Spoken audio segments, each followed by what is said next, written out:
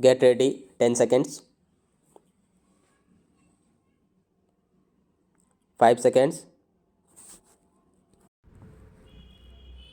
Start. Sir, there are three factors connected with industrial relations. Firstly, sir, the management and officers should know the norms of industrial relations. I do not find any training program for training how to deal with the staff or how to deal with problems expeditiously.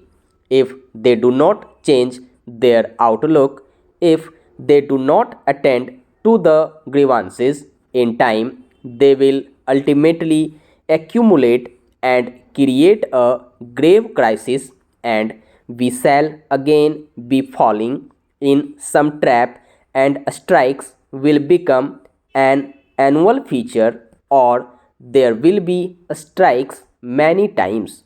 Secondly, sir, there are large number of unions. Last time a meeting was called of all the unions.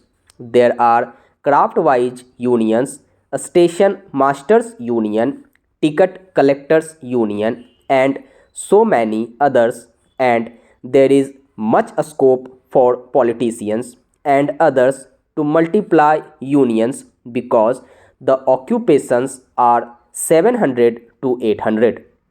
There are only two federations. The railways have not taken steps to eliminate multiplicity of unions. Unless this is done, there can be no concrete results. In order to make collective bargaining successful, I feel that the policy of industrial relations and industry wise unions should extend to this.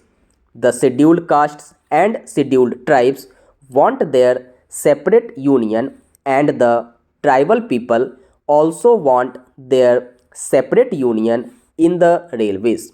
I feel, sir, that they must be completely banned. There should be large industrial unions which can deliver the goods and which alone can create an atmosphere of good relations between the railways and their employees. Sir, the third thing I would like to suggest is that they must find out the bottlenecks, but there is no attempt, there is no ways policy. Today, the people belonging to scheduled castes and scheduled tribes are employed as contingent or casual labor in many places, and they are paid the wages which the collector in each district fixes. This contingent labor, consisting of 2 or 3 lakh people at different places, is paid 50% less than what regular employees are paid or what the all India pay scale is.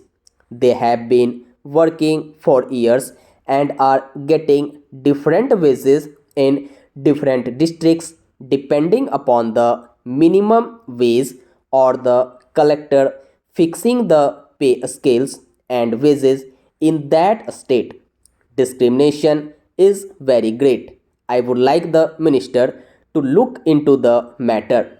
The contingent labor should be paid at par with other railway employees.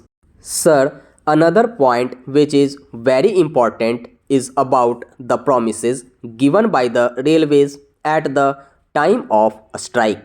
A large number of people, when the interests of the nation were in danger, staked their lives. They were on duty. Many were assaulted.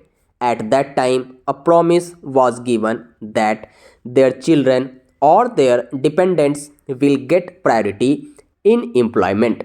But instead of that, after the strike was over, many of them were assaulted.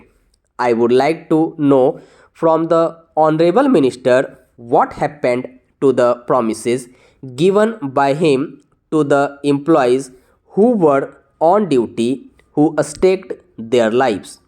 How many people and how many of their dependents have been given jobs in the last 1 year.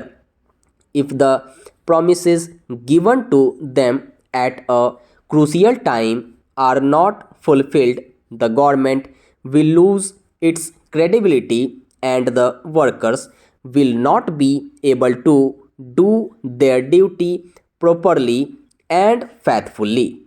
I would like to say two other things for the sake of good and happy industrial relations. Bossism must go.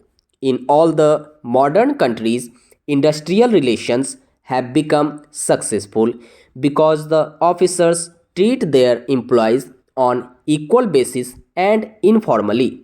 They help them to solve their problems. Therefore, the attitude of the officers in the railway administration will go a long way in improving the industrial relations in this vital sector of economy. I would also ask, why should the government or the railway administration feel shy in applying the Industrial Disputes Act to its employees? No reference has been made to it. Not a single question is referred for adjudication to the industrial tribunal or any machinery under the industrial law.